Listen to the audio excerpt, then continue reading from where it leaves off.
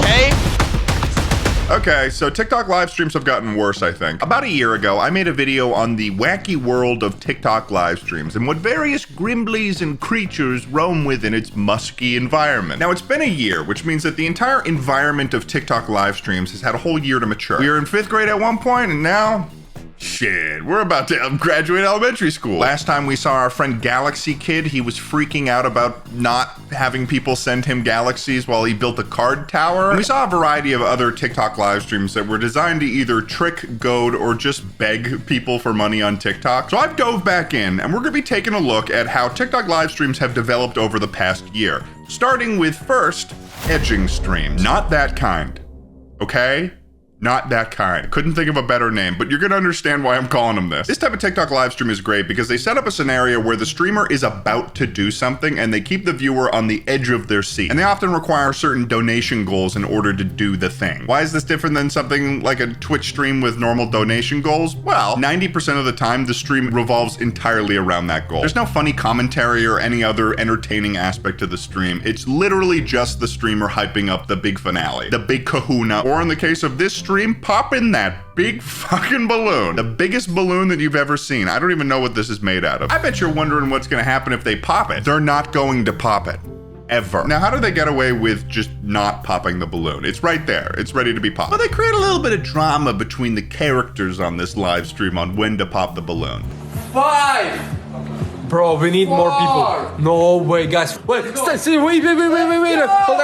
on, bro. Hold on. Stop. Wait. Only 400 viewers. We need more people. We need 2K viewers, and we will pop it this people. Let's do it, bro. Let's do it. No. This is like watching a deep cut performance art or a ballet. Look at the way this guy moves his hands. He has no intention to pop that balloon. He's not even holding something sharp. That's a fucking air pump. And for the rest of the time that I was recording this stream, the guy behind the camera just has his phone out and he's telling everyone to like follow this other account that he's trying to boost. And then the view count of this live stream just starts to plummet because they all realized, oh, hey, this guy's just not gonna pop this balloon. He just started filibustering on this live stream. And nobody wants that unless your favorite show is C-SPAN. And personally, I would rather shoot myself with a gun. You know, the weapon. Before we continue, this video is sponsored by Opera GX, baby. Opera GX is on a mission to help you break up with the boring milquetoast browsers you've been using your whole life and have fun while doing it. And if you're part of the gamer nation, well, Opera GX is the browser for you. For starters, default browsers hog PC resources, but Opera GX ain't that kind of browser. It's perfect for when you want to keep a bunch of tabs open, but you don't want your browser to hurt your gaming performance. They've even got a panel that lets users limit the amount of CPU and RAM that they're willing to let their browser use. And listen, default browsers are boring. Come on. Opera GX offers a ton of customization. And with the GX store, you can now find ways to flip your browser 180 with one click and pretty much change anything you want. You can change the background music, keyboard sounds, opening and closing tabs, themes and colors of the browser, and so much more. And finally, they make it incredibly easy to switch browsers, as Opera GX is equipped with an import tool that allows you to quickly import all of your settings from a previous browser to Opera GX, like browsing history, bookmarks, and cookies. It's also compatible with every Google Chrome extension. Use my link below to download Opera GX today, and thank you so much for Opera GX for sponsoring this video. And now let's get back to it. Later on in my search, I ran into another one of these streams, and I started to notice some suspicious things. If you guys want your name painted on this balloon with wet paint, we're doing it for the witch gift today to celebrate Halloween. Okay, so first of all, it's November 15th when I'm recording this. Halloween? What the fuck are you talking about? I also noticed that he was not saying an accurate number to how many people were watching the stream. Paint you up there for the witch gift. 7,100 people are here right now. Holy cow. Bro. And then I realized, oh, okay, I know what's going on here. This is a recording that someone took of someone else's stream and started playing it on their own, which kind of really nails in how soulless this type of live stream is. Someone else can get a screen recording of these people's live stream and then just repurpose it to get more roses or whatever the fuck they're sending on TikTok Live. Despite this being a recording though, I wanted to see that fucking balloon pop. Maybe that's why I've made 2 videos now on these TikTok live streams, is because I am being victimized by these TikTok live streams. That's maybe that's why. I want people out there like me to have a fighting chance. So I turned on a screen recording and I put my phone on my desk and I just let it sit there. So I'm gaming away, getting some chicken dinnies on PUBG. And I turn back to my screen and the live is ended. So I'm like, fuck yeah, the balloon must have popped. Let me go look at the recording. And this is how the live stream ended. Let's crush this thing together, brother. Okay.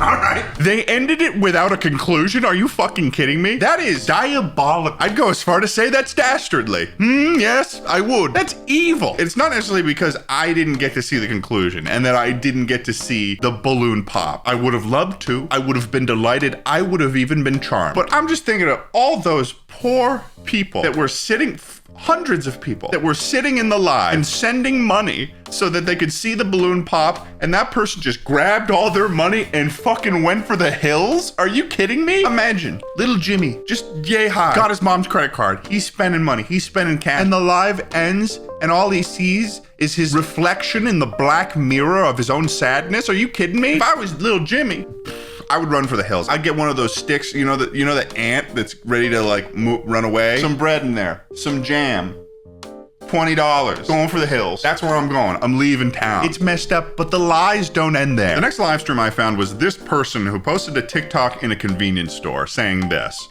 What happens if hide in the store for 24 hours? Doc, doc, doc. Check my life. So they're basically implying that they're going to be live streaming themselves in this store for 24 hours. But when you go to their live stream, there is nothing to indicate to us that he's in an actual store. He's just not in a store. He's in his bedroom. So he went to the store, recorded the TikTok, went home, posted the TikTok, and now he's streaming in something that he has spent zero effort to make look like he's in an actual store. Where exactly in the 7-Eleven are we supposed to expect this to be happening in? What part of a convenience store has a residential sliding door? Not only that, but all of his attempts to get people to send money to him are centered around him being encouraged to break his own cover. Someone's there. Wait.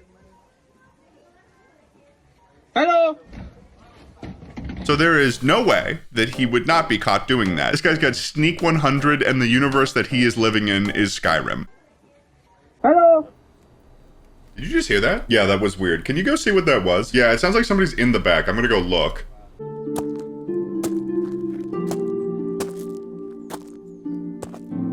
Huh. Must have been the wind. We're in a building. It's also not like he's tricking anyone. The entire chat is just saying cap the whole time. They're all just saying cap. Nobody believes he's doing this. People are probably getting their entertainment out of watching him pretend that he's in a store. He's the one doing the scam and he believes it the most out of anyone. Now, in order to get these viewers into these TikTok live streams in the first place, these creators need a good hook. So something has emerged on TikTok I'll refer to as bait video, which is a normal TikTok that explains their live stream and gives a call to action to the viewer to come join their live stream. Basically being like, come on in, the water's fine. Put me in a hot tub, editor. Hey, come on in, the water's fine. Every TikTok live stream is just like a hot tub with a weird old dude being old and weird. So for instance, the Balloon Boys from earlier used it this way. I'm live right now. If I'm holding the popper like this, that means the world's biggest balloon pop's happening. But if I'm holding the popper like this, that means no pop. The pop is not happening if I'm holding the popper like this. Taking advantage of someone's curiosity and then trapping them in the purgatory of almost popping a giant balloon. Pop the balloon. When are you gonna pop that balloon? I gotta see that balloon pop. I gotta see that balloon pop.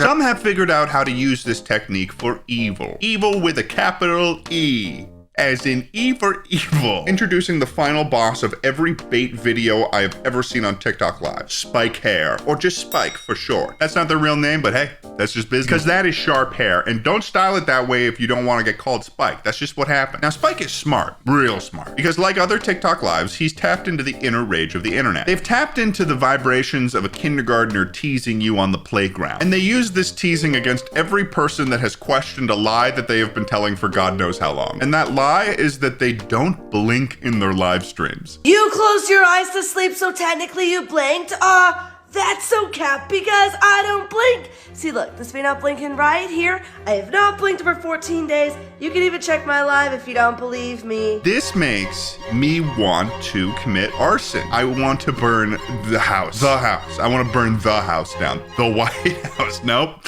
don't say that. They are an artist. I will give them that. They are incredibly talented at making me want to prove them wrong. This TikTok alone got a full 5 minutes out of me just sitting there watching their fucking eyeballs. Not only that, but this exact response they have done to hundreds of comments in the exact same way, to the point where it's like a little creepy. You literally blinked every second of the live? That's so cap because I don't blink. You literally blinked every second of the live? that's so cap because I don't blink. You blinked right when I joined. Aw, that's so cap because I don't blink. You blinked right when I joined. Aw, that's so cap because I don't blink. You blinked right when I joined. Aw, that's so cap because I don't blink. Right here, not for days. You need to turn on now, leaving. So you might be wondering, why are they doing this? Sure, it's good to have people entering your live stream, but why do they seem to be intentionally pissing people off? From what I've gathered, based on how these creators on TikTok behave, it appears that any sort of interaction with a live stream can help it do better. So grinding the gears of every single person they can find to the point where they're replying to comments is sort of helping their live stream in the end, because they're causing more people to come in and investigate for themselves and also get pissed. And usually they're doing some sort of other insanely shameless behavior, like when I stopped in, they were pouring ketchup on their head while just walking around their kitchen. I think Angie's got a ketchup problem. I just want to know what they say their job is. Do they say they work in accounting? I would never admit this. And I'm sure maybe half of the people there were just waiting to see them blink. I think my favorite thing is that clearly they're lying in order to get viewers into their live stream, but in a classic internet fashion. They've made a thumbnail for every single one of their teasing bait videos with the caption, "This is obviously a joke, laugh crying emoji."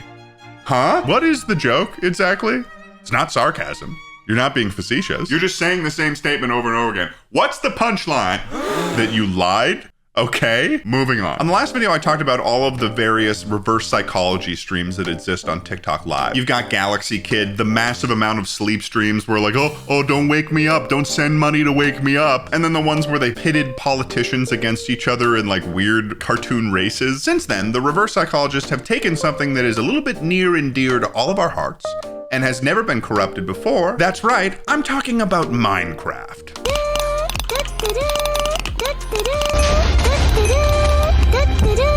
This is a horrifying stream. Watching this feels like I'm one of those people that attended the Bored Ape NFT party where they use those like high-power medical disinfecting UV lights as decoration, aka my eyes hurt. I guess someone out there created a mod for Minecraft that has a TikTok integration system where the only goal of the streamer is to build like 4 layers of blocks in Minecraft, and the viewers predictably can send money to destroy it. And it's not just the first guy I found. There's a massive amount of people using this mod. Like a shit ton of people are doing this. Sometimes they'll put a little face filter on that makes it look like they're absolutely miserable, and sometimes they'll provide a little bit of commentary of their own.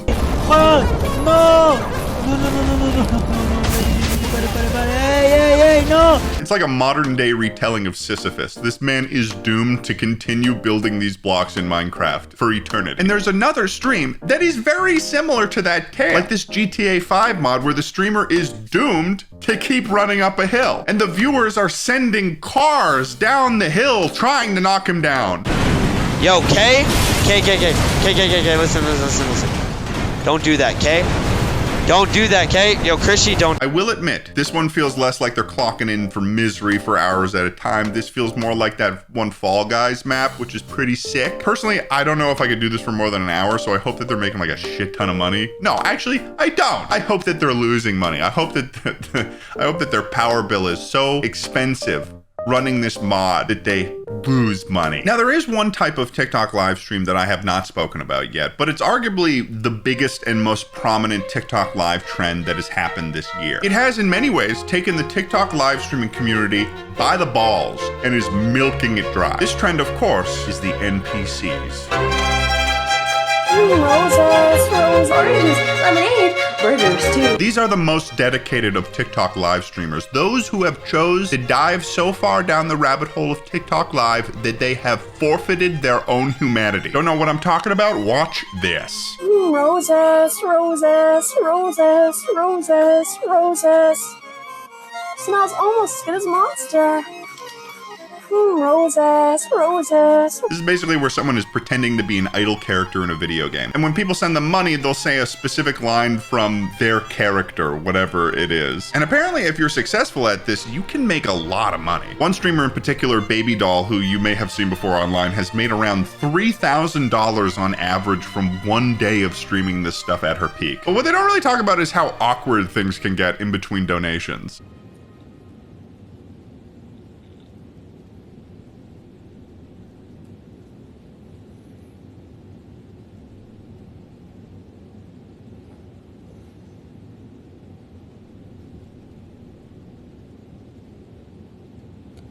Now, these NPC streams don't just need to be one person, though. And I think that's when it gets even more fascinating to watch. Ice cream. I love ice cream. Let's turn it up. Yep. Galaxy no kisser. Well, 500,000 likes, and I do a gum clap.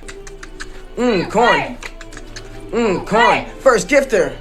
Yes, drink this. Ooh, energy. This, what do you think they argue about? Like, what is a couple who does TikTok NPC live stream squabble on? When I see stuff like this online, I try my best not to be a hater, but I am so glad that I will never stoop to this level unless I was doing it ironically. I think my next favorite thing is when an NPC streamer is sent so many donations that they literally cannot stop saying the same thing over and over again, like this one. I'm hungry. What's for dinner? I'm hungry. What's for dinner? I'm hungry. What's for dinner? I'm hungry. What's for dinner? I'm hungry. What's for dinner? Jesus Christ, change your donation goals. You're going to hurt yourself. After doing all of my digging into these live streams, after seeing all these giant balloons that never pop and NPCs that won't stop talking, I stumbled upon one final live stream. And I think I found what is the final evolution of a TikTok live streamer.